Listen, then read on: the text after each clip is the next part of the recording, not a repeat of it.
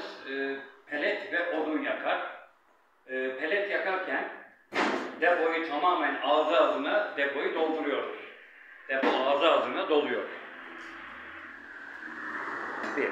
İkincisi, bunlar camları, kapılara camları takılıyor. Pelet yakarken şu kapak açık olacak. Pelet yakarken pelet buraya düşecek. Peletin haznesi var. Haznesi burada.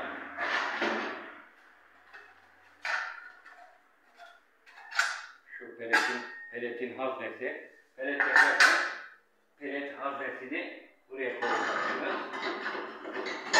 Yerleştireceksiniz. Pelet buraya düşecek. Pelet bu şekilde yanacak.